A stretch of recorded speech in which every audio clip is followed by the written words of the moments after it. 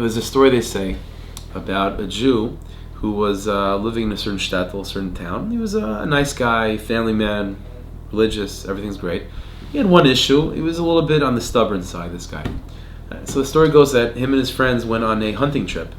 And something happened, I guess, for whatever reason, he got separated from the group. And he takes one turn, another turn, eventually he gets lost in the wilderness. And he's actually lost for a significant amount of time, almost a week. And obviously his family, the city, they're all panic-stricken about what's going to be with him. Is he surviving? And then miraculously, after about a week, he finds his way back to civilization. And Baruch Hashem, it's very, very joyous. Everyone's so excited that he's here. There's only one problem. The problem was that throughout the week that he was by himself, he lost track of days. He didn't realize, but he lost track of days. And he was one day ahead of the rest of the world. Okay? So he comes to town, and it's actually Thursday. But in his mind, it's Friday. So he's looking around, and people are going to work, regular, and he's thinking to himself, why is no one getting ready for Shabbos? This is crazy. And so he asks his wife, why are we not getting ready for Shabbos? And his wife says, because it's Thursday. He's like, no, today's Friday. And no, I'm sorry, today's Thursday. And no, this guy's stubborn. He's refusing to accept. And he says he's convinced that everyone in town just made a mistake in Cheshvan. Everyone's off, and I'm the one that's right. The rabbi comes to tell him, I'm so sorry, but it's today's Thursday. He's like, no, today's Friday.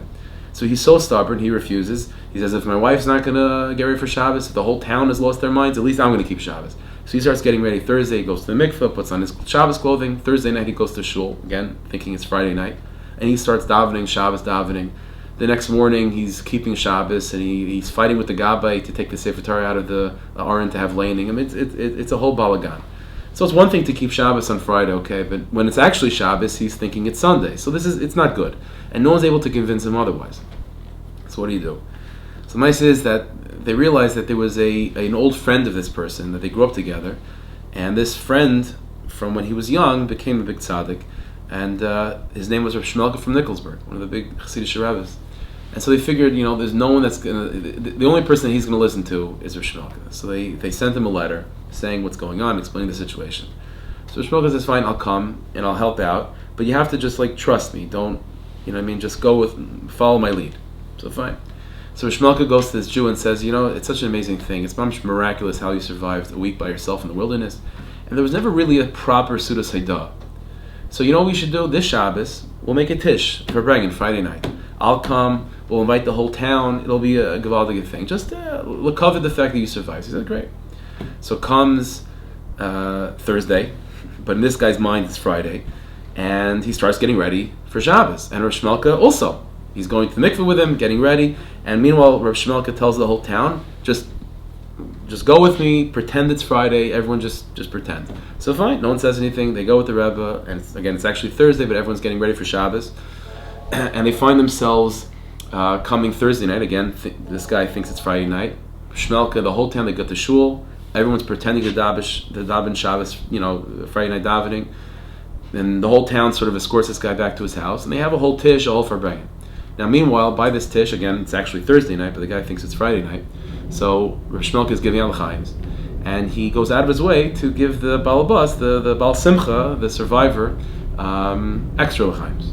And he's getting him really, really drunk, to the point of where he basically passes out. And so now Rav Shmelka says to everyone, okay, everyone quickly leave. We're going to draw the curtains, keep the house very, very dark and very, very quiet. And 24 hours go, and after 24 hours, the guy is completely knocked out. He's completely, unconscious for 24 hours. He comes back after 24 hours, and Rav Shmelka quickly, now it's actually Friday night, right? And he gathers together the same people at the Farbrengen, sitting at the same seats, and the guy wakes up and sees everyone's still there, doesn't realize the 24-hour passed. And so now everyone's on the same page. It's actually Friday night, and this guy realizes it's Friday night as well. That's the story. So that's a cute story. That's what Purim is. Sometimes the Rebbeinu Shalom has ways of saving us in ways that we could appreciate, that we can sense, that we can feel. And then there's a Yontif like Purim. Yontif of Purim is where Hashem saved us like Rav Shmelka saved this guy. The guy doesn't even know that he's being saved.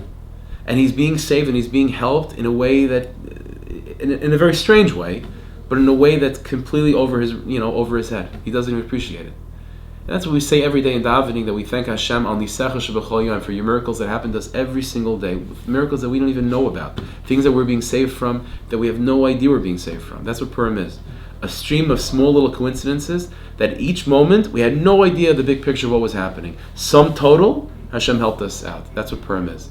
So we should all be zaycha that this Purim, and each and every one of us in our own lives, and Klal Yisrael b'chlal, we should be zaycha to nisim like that. The Rebbeinu Shalom should help us to take us out of problems, to give us yeshuas in a way where it's mamish gentle, in a way that we don't even notice what's happening. Mamish in such a organic and gentle way. The Rebbeinu Shalom should have each and every one of us. We should have a Purim Sameach, a lichtig Purim, and a Purim that will usher us into even the greater simcha, the Siddush Shel Yasin, B'bias Kol Tzedek, Meher V'Meinu. Amen. Thank you, Hashem.